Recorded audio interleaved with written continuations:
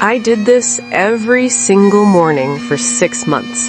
A simple cup of black coffee and a warm meal for a lonely old man at the 6:15 bus stop. I really thought I was the one helping him, that I was just offering a small kindness, a moment of warmth against the cold morning air. I had no idea that he was the one about to save me. I had no idea that behind those tired, quiet eyes was a secret that would change my life forever. The first time I saw him was back in October. A sharp, mean kind of wind was whipping through the streets, carrying that first real bite of winter. It's the kind of cold that gets in your bones, that makes you walk a little faster and pull your coat a little tighter. I was on my way to an early shift at the diner, a job I was thankful for, but one that barely kept my head above water. And there he was, sitting on the hard plastic bench of the bus stop, as still as a statue. He was an old man, and his face was a road map of wrinkles. Each line seemed to tell a story I couldn't begin to guess. He had on this thin, worn-out coat that looked like it had given up on the cold years ago. But his eyes, that's what got me. They were a pale, distant blue, and he wasn't looking at the traffic or the people rushing by. He was looking at something far away, something only he could see. He'd sit there for hours with a single cup of black coffee from the cafe next door, nursing it until the steam vanished and it was as cold as the air around him. He was just a portrait of loneliness, so deep it felt like you could feel it in the air. For a week, I just watched him. I'd walk past with my own problems swirling in my head. Rent was late, my car was making a noise I knew I couldn't afford to fix. But my eyes would always find him. He was a constant, a silent fixture in the chaos of the morning rush. No one ever spoke to him. He was invisible. Then, one Monday, the cold was just brutal. I saw him shiver, a deep, rattling tremor that shook his whole body, and something in me just broke. I couldn't walk by again. I couldn't be another person who saw him and did nothing. My job at the diner meant I had access to endless pots of coffee, so before I left work that afternoon, I filled a thermos with the freshest, hottest brew.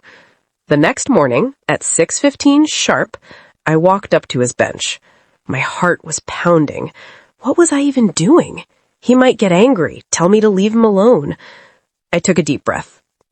He slowly lifted his head, and his pale blue eyes focused on me for the very first time. They held a flicker of surprise. "Excuse me," I said, my voice barely a whisper. I noticed you drink your coffee black. I brought you some. It's hot." I held out the thermos. He stared at it for a long moment, then back at my face like he was looking for the catch. I guess when you've been let down enough, you look for the fine print in every act of kindness. Finally, he gave a slow, deliberate nod. His voice rasped. His fingers were ice cold when they brushed against mine. I handed him a paper cup I'd brought. He poured the steaming liquid, and the smell cut right through the frigid air. He took a sip, and a wave of what looked like pure relief washed over his face. He closed his eyes for just a second. Then he looked back at me, and for the first time, I saw something other than loneliness in his eyes. Gratitude. He didn't say thank you, just gave a small nod, but it was more than enough. I walked away from the bus stop that morning feeling a different kind of warmth, one that had nothing to do with the weather. It was the feeling that for one brief moment, I had made a difference. I had made someone feel seen. That one morning became a ritual. Every morning, Monday through Saturday, 6:15 a.m., I'd be there, and so would he. For the first week, it was just coffee.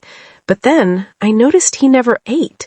I'd see him looking into the diner, his gaze lingering on the plates of food. So, the next Monday, I added a banana. It was all I could really afford. He took it without a word, but he held it like it was a precious gift. The day after, I made him a peanut butter sandwich. I started setting my alarm for 5:30 a.m., waking up an hour early to make sure I had time. My tiny kitchen would fill the smell of brewing coffee and toasted bread. My own world was a battle of numbers that just didn't add up. My waitress salary was a constant fight against bills that seemed to pop up overnight. There were weeks my own cupboards were almost bare. The extra cost of his breakfast, it wasn't a lot, but it wasn't nothing. It meant I skipped my own breakfast some days. It meant watering down my soup for dinner or using duct tape to patch the shoes I wore to work. My boss, Mrs. Carter, a woman with a hawk's eye and a heart she kept well hidden, noticed. She saw me coming in each day, looking a little more tired, a little thinner. One morning, she cornered me. "Aaliyah," she said, her tone sharp, but not mean, "are you eating today?" I felt my face get hot. "Of course, Mrs. Carter. I eat before I come in." She gave me this long, knowing look. "Are you feeding that man at the bus stop again?"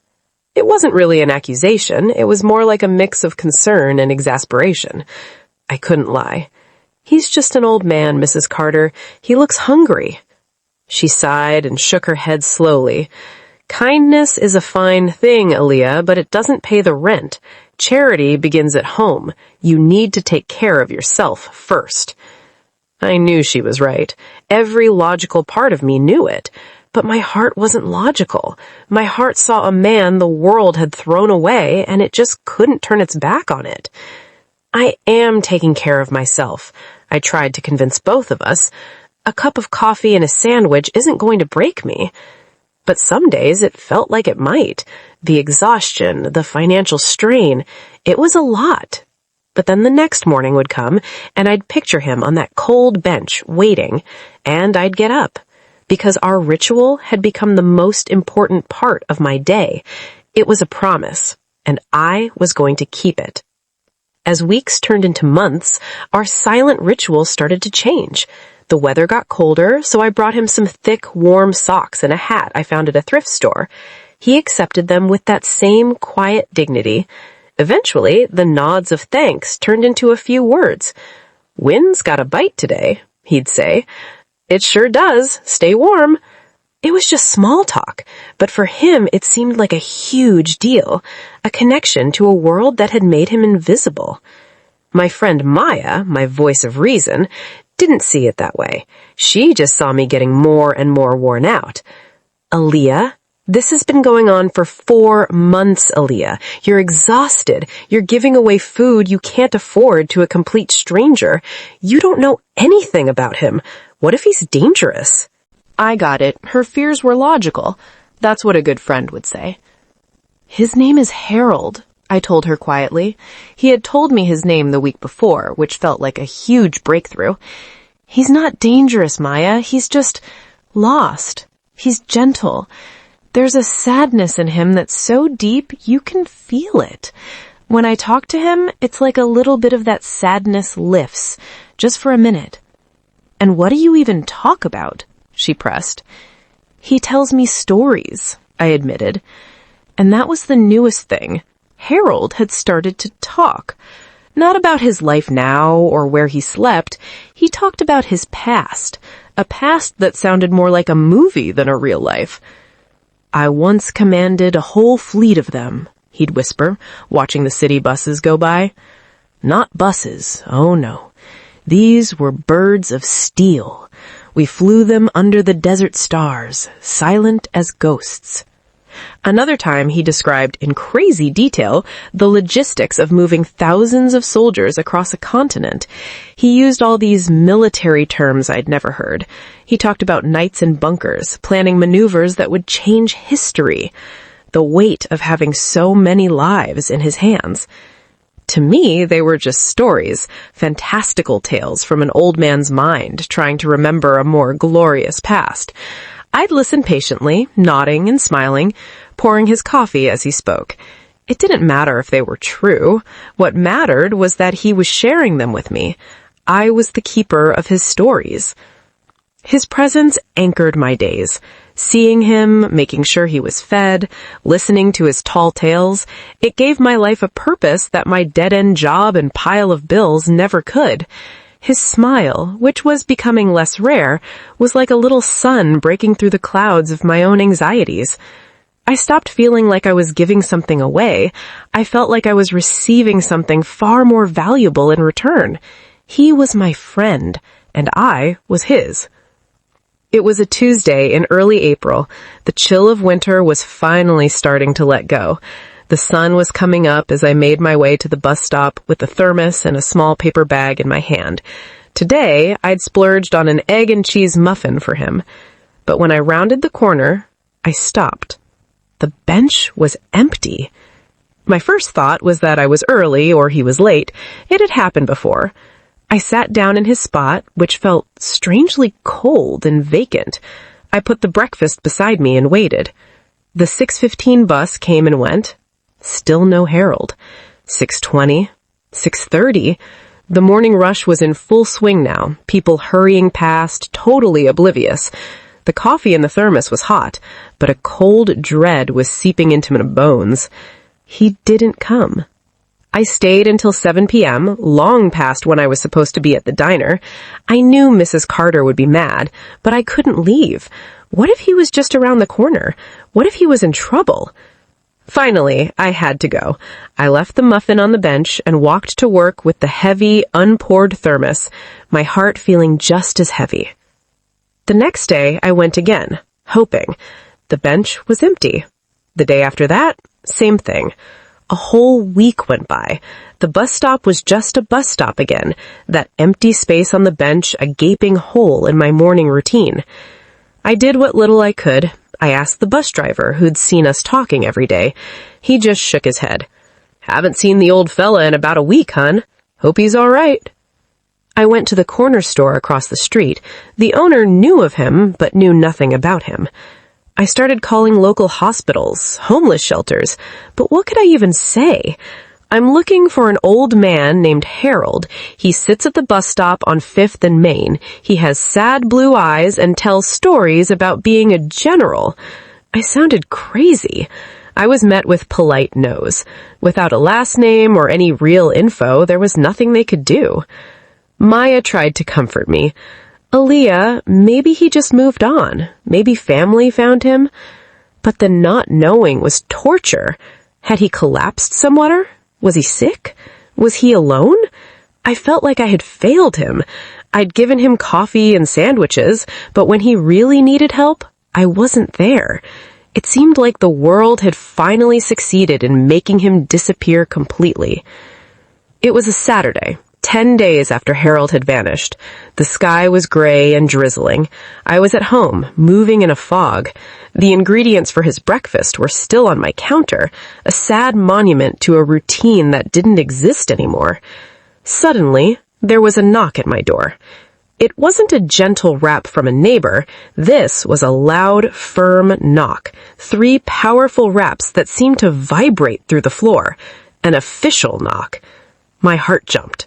Landlord? Police? A knock like that sends a jolt of adrenaline through you.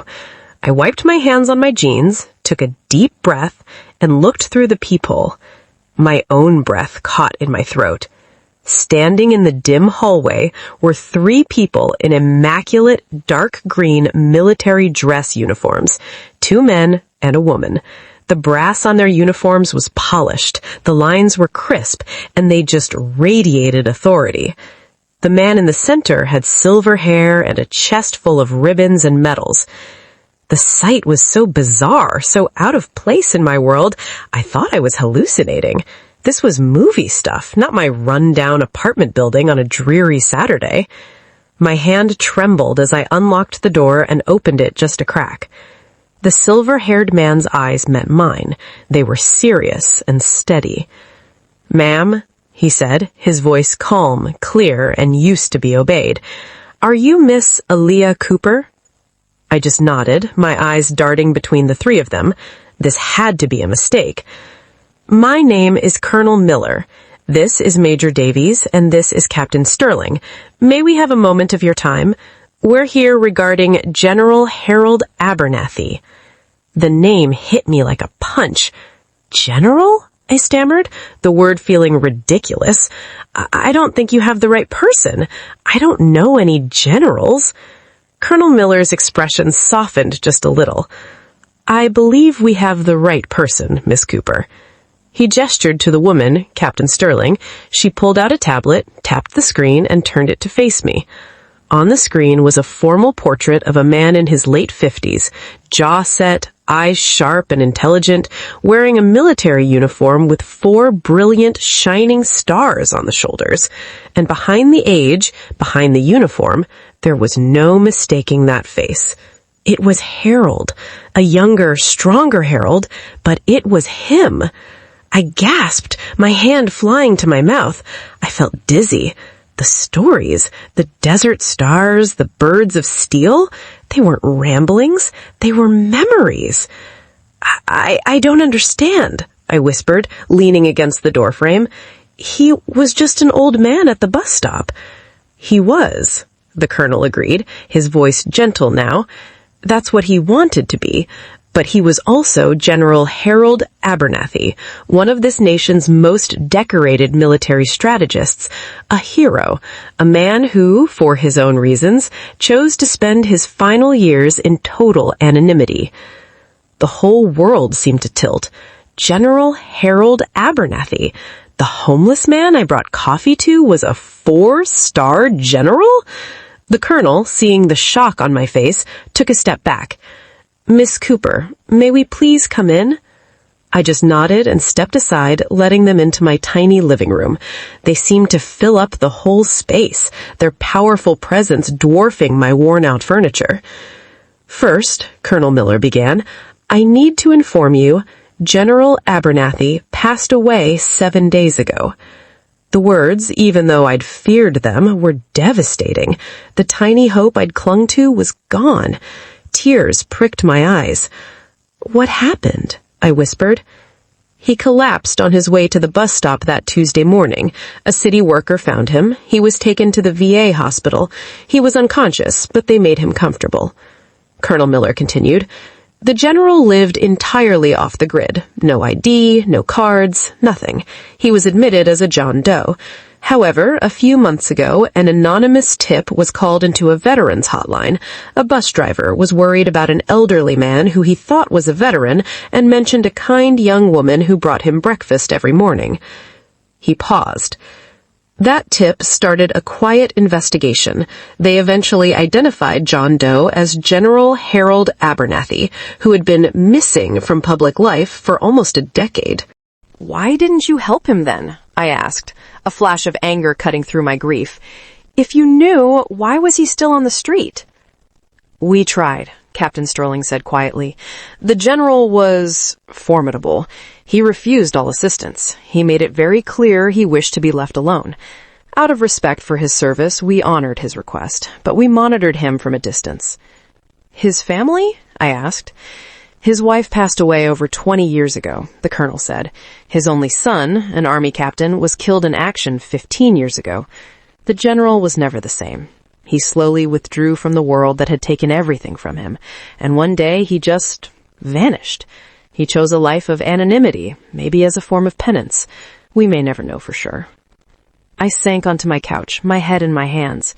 The quiet, lonely man on the bench, the hero who had lost everything, the father who had outlived his son, it all clicked into place with heartbreaking clarity. His loneliness was a fortress he had built around himself. "He regained consciousness for a little while, the night before he passed," the colonel said, his voice dropping. "He was disoriented. He kept asking the nurse if it was 6:15. He reached for her hand and said, 'You didn't have to.' The nurse was confused, but she just held his hand. He smiled and said, 'Yeah, I did.' He passed away peacefully in his sleep a few hours later." Tears were streaming down my face. He was thinking of me. Our simple ritual was his last coherent thought. The phrase he never said to me, "You didn't have to," was finally spoken. And my imagined response, the one I felt every morning, was his last word, "Yeah, I did." Colonel Miller stepped forward. "Miss Cooper," he said, his voice thick with emotion, For years, the best military and medical professionals tried to reach General Abernathy. He refused it all. But you reached him. With a thermos of coffee and peanut butter sandwiches. You broke through his fortress. You gave a great man a measure of peace in his final months that an entire nation could not. He held out a thick, cream-colored envelope sealed with a wax stamp. The general updated his will with a military lawyer a month ago. He left specific instructions that we find you and deliver this. Miss Cooper, it seems you are the sole beneficiary of his estate. The 3 officers left as quietly as they'd arrived. I stood in the middle of my living room, the heavy envelope feeling like it weighed 1,000 pounds. My name, Aaliyah Cooper, was written on the front in a shaky but elegant script. Harold's handwriting. With trembling fingers, I broke the seal. Inside was a handwritten letter and a stack of official financial documents. I set the documents aside and unfolded the letter. My dearest Aaliyah, if you are reading this, then my final mission is complete. I apologize for the secrecy, and I hope you can forgive an old soldier his eccentricities. My name is Harold Abernathy. I have commanded armies and advised presidents. I have been called a hero, but for the last 10 years, I have been a ghost, haunted by my wife, Eleanor, and my son, Captain Thomas Abernathy. When I lost them, I lost the map to my own world. The country I had served seemed hollow. The medals on my chest felt like weights. So I walked away. I wanted to see the world not from the top down, but from the bottom up. For years, all I saw was people rushing past, blind to the suffering all around them. I became invisible, and in my foolish pride, I thought that's what I wanted. It was my penance. Then you came along. I remember that first morning. The wind was so cold. I was sitting there with a cold cup of coffee and a colder heart, and you appeared. A young woman with tired but kind eyes. You offered me hot coffee. You didn't want money. You didn't ask questions. You just saw a cold old man and offered him warmth. You had no idea what a revolutionary act that was. You came back the next day, and the next. You brought sandwiches and warm socks. You brought your smile. You sat and listened to my old war stories. I could tell you thought they were the ramblings of a senile old fool. It didn't matter. You listened anyway. You gave me your time, the most precious thing a person has. You, Aaliyah, with your quiet, relentless kindness, did what no one else could. You breached my defenses. You made me feel seen, not as a general, but as Harold. Just Harold. Your daily 6:15 a.m. visit became the one mission I looked forward to every day. You reminded me of the goodness I thought had vanished from the world. The financial documents with this letter will show you that I have left you everything. My pension, my investments. It is a significant sum. People will call it an inheritance. I call it a field commission. You have shown more courage, more honor, and more integrity with your coffee thermos than many men I've seen with a rifle. You are the best of us, Aaliyah. I have only one final order for you. Do not let the goodness in you ever fade. Use these resources to amplify it. Spread it farther than I ever could. Find the other lonely soldiers, the other forgotten souls, and show them that they are not invisible. Your daily kindness was the final, greatest honor of my life. Thank you. Yours in deepest gratitude, Harold. I read the letter 3 times, the words blurring through my tears. The financial papers detailed a fortune I couldn't even comprehend, but it was his last words, his final order that echoed in my soul. Spread it farther. The months that followed were a blur of lawyers and financial advisors. They all told me to buy a house, travel, enjoy my new life. Maya was ecstatic, already planning a trip to Italy for us. You deserve it, Aaliyah. You can finally live. And I could have. I could have bought a penthouse, quit my job, and never worried about money again. But every time I thought about it, I pictured Harold on that cold bench. I read his letter over and over. His last order. I didn't buy a penthouse. 6 months later, I stood in front of a run-down 2-story brick building in a forgotten part of the city. I bought it with the first major withdrawal from the estate. Another 6 months of renovations and permits followed. I poured everything I had into it. Mrs. Carter from the diner, who cried when I told her the whole story, offered to help me run the kitchen. Maya, catching the vision, volunteered to handle the administrative side. 1 year to the day after Colonel Miller knocked on my door, we held our grand opening. A simple, elegant sign was unveiled above the new double doors. It read, "The Abernathy House, a place for our forgotten heroes." It wasn't a shelter, it was a daytime community center and kitchen for homeless and lonely veterans. A warm, safe place to come for a hot meal, a cup of coffee, and companionship. We had social workers to help with benefits, counselors to listen, and comfortable chairs where they could just sit and read or talk or be silent among friends. The Abernathy House was full of life. It was noisy and warm and always smelled like fresh coffee. Veterans of all ages came. They shared their stories, real war stories, and found each other. I was there every day, not as some rich benefactor in an office, but on the floor, pouring coffee, listening, and making sure every person who walked through our doors felt seen. Sometimes, when the last veteran has left for the day and the house is quiet, I think about Harold, the lonely man who was secretly a giant. He told me that my kindness was the greatest honor he had ever received, but he was wrong. Knowing him was mine. He taught me that you never know the secret battles people are fighting or the incredible stories hidden behind a stranger's eyes. One small act of kindness, one cup of coffee, didn't just change my life, it gave purpose to his. And now it's building a home for hundreds more. He gave me a fortune, but his real lesson was the true inheritance. The greatest currency we have is the kindness we give to each other. We're not just telling stories, we're trying to build a better world, one kindness at a time. If you believe in that power, please share this video and subscribe for more stories that remind us of the good in humanity.